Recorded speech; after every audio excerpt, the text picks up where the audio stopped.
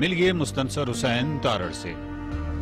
مسافر، خانہ بدوش، ناول نگار، ڈرامہ اداکار، ٹی وی میزبان، کالم کار، سفر نامہ نگار اور سب سے زیادہ پڑھے جانے والے ادیب مستنصر حسین تارڑ سے، جن کا کردار سماج میں مثبت تبدیلیوں کے حوالے سے کئی جامعات کے ہم پلہ ہے۔ اس صاحب ہنر کا ہنر یاد رہے گا جو حبس کے موسم میں ہوا بانٹ رہا ہے۔ السلام علیکم سر، بہت شکریہ آپ کا۔ آج کی جو کتاب ہے وہ ہے خانہ بدوش۔ کیا کمال سفر نامہ ہے، لیکن یہ سفر نامہ تمام آپ کے باقی سفر ناموں سے یکسر مختلف ہے۔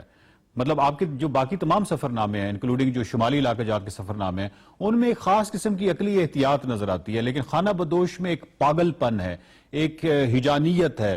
3 دفعہ آپ گرفتار ہوتے ہوتے بچے، افغان سی آئی ڈی کے جو جاسوس تھے وہ آپ کے پیچھے پڑے رہے، کاروان سرائے کے جو کھنڈرات میں آپ نے رات گزاری اور آپ کے اوپر چوہے دوڑ رہے تھے، اور مطلب بہت ہی بری حالت تھی جو ایک کھنڈر میں آپ نے رات گزاری تھی، اور گولان میں اسرائیلی فوجیوں کے سامنے آپ ان کو دوربین سے دیکھ رہے تھے اور ان کی آپ پہ نظر پڑ گئی تھی۔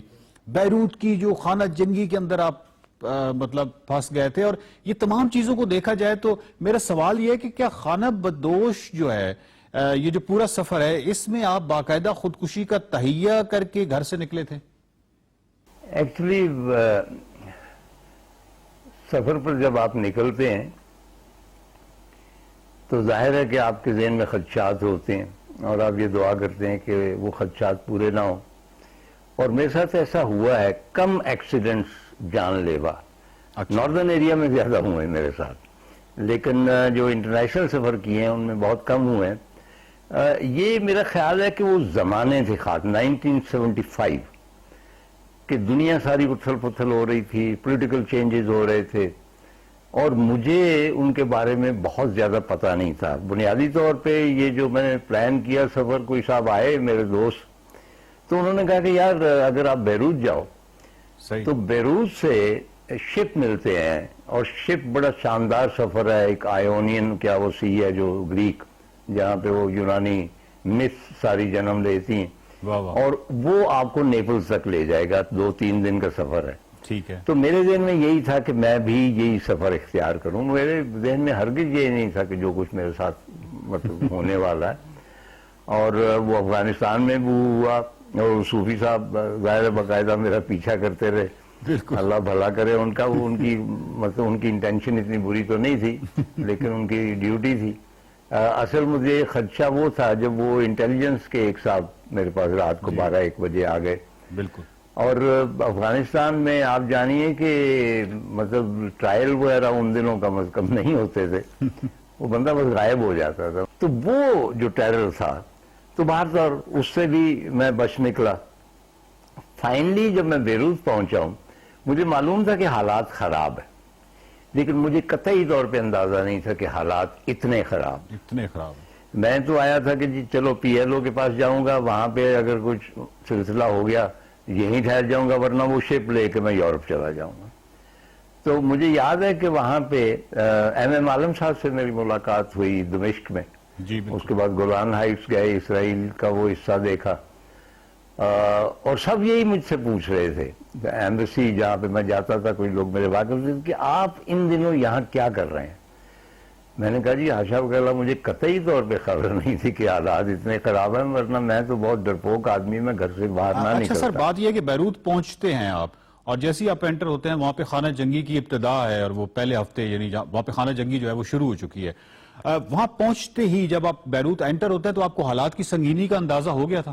Once I was in Beirut تو تب مجھے حالات کی سنگینی کا احساس ہوا۔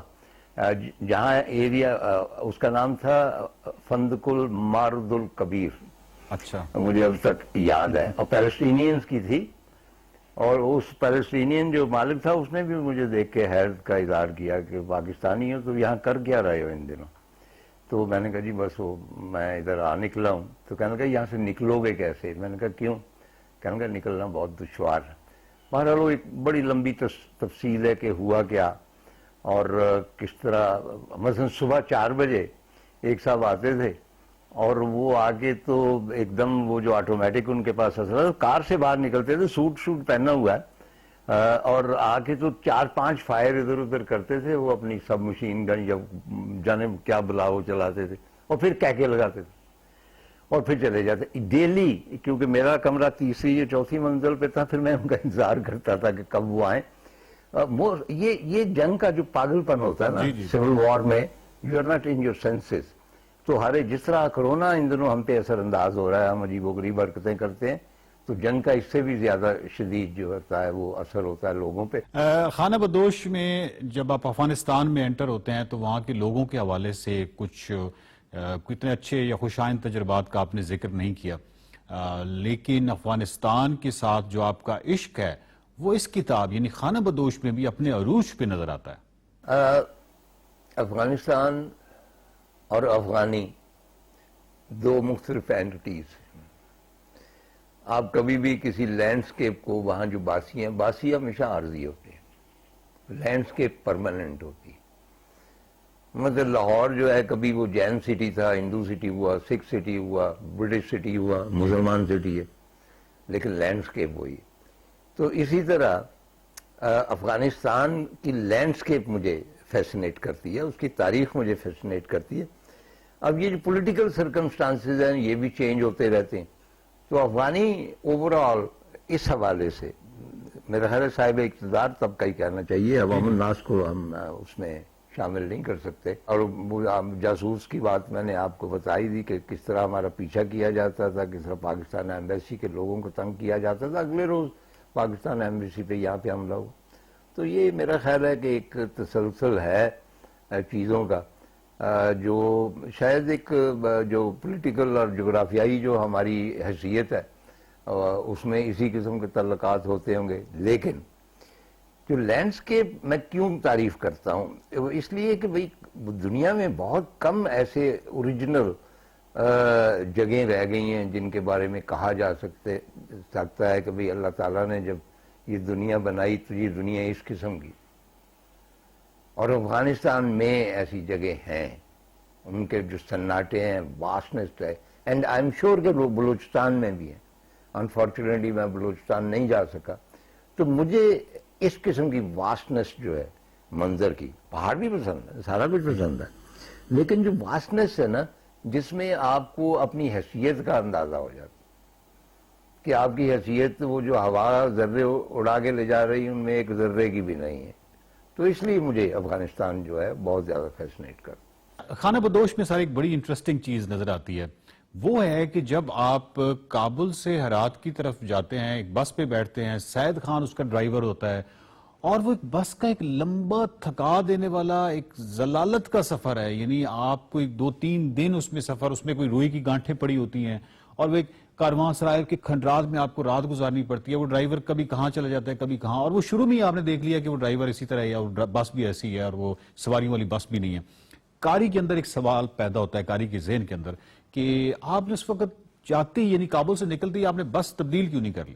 مگر بات یہ ہے کہ بھئی وہاں پہ جب آپ اس طرح سفر کرتے ہیں اور وسائل آپ کے محدود ہوتے ہیں اور ایک سستی ہوتی ہے سیاح میں جی کہ چلو یار اسی پہ چلتے رہتے ہیں، وہ کوئی بہتری کی تلاش نہیں کرتا.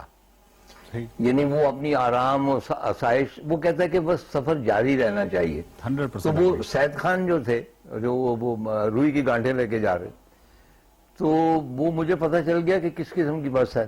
لیکن اب میں اس سے اترتا، پیسے میں نے دے رکھے تھے جو واپس نہیں ہو سکتے تھے، اور اس کے بعد کسی اور بس کی تلاش میں جاتا. افغان پولیس میرے پیچھے لگ جاتی کہ اس بس میں بیٹھے تھے وہاں سے اتر کے، تو وہ ممکن نہیں تھا میرے لیے. اچھا سر، افغانستان کے اندر ہرات میں آپ ہیں، ایک بوڑھا جرمن، سارنگی، صبح کی سیر کے لیے آپ جاتے ہیں، اسی کے ساتھ ٹانگے کی سیر، اور وہاں پہ آپ نے صبح کے حوالے سے ایک منظر نگاری کی ہے جو میں نہیں سمجھتا کہ آج تک میں نے اتنی خوبصورت منظر نگاری کہیں پڑھی ہے. تو کہنے کا مطلب یہ ہے کہ آپ کو وہ صبح، وہ جرمن، وہ سارنگی، وہ تانگا، وہ کچھ آپ کو یاد ہے، اس کے کچھ خد و خال؟ کیریکٹر اس طرح ان کی شکلیں یاد نہیں رہتی. دیکھیں نا، یہ تھا 75، جی، that means almost 45 years back. تو دھندلا جاتی ہیں، چہرے دھندلا جاتے ہیں. محبوب جو ہے ان کے چہرے یاد نہیں رہتے. تو چہ جائے کہ جن لوگوں کو آپ پل بھر کے لیے ملے ہوں اور پھر بچھڑ گئے ہوں وہ یاد ہوں. تو جنرلی ان کی جو کریکٹر ہے، ان کے جو دلچسپی ہوتی ہے ان کے کردار میں، جو ڈیپتھ مجھے پسند ہے پاگل پن کی، جو ایک وہ خبط ہوتا ہے وہ مجھے یاد رہ جاتا ہے. تو وہ ٹانگے کی سیر اور وہاں جانا اور جو طلوع آفتاب ہے اس میں ظاہر ہے کہ بھئی تھوڑی سی رنگ آمیزی بھی ہوتی، اور یہ بھی ہے کہ مجھ پہ اثر بھی کچھ زیادہ ہی ہوتا ہے. بالکل. اور خاص طور پہ وہ چرس پی رہا تھا، میں تو نہیں پی رہا تھا، تو اس کی چرس کا بھی شاید مجھ پہ اثر ہو گیا ہو. تو وہ اٹ واز فینٹاسٹک طلوع آفتاب جو تھا.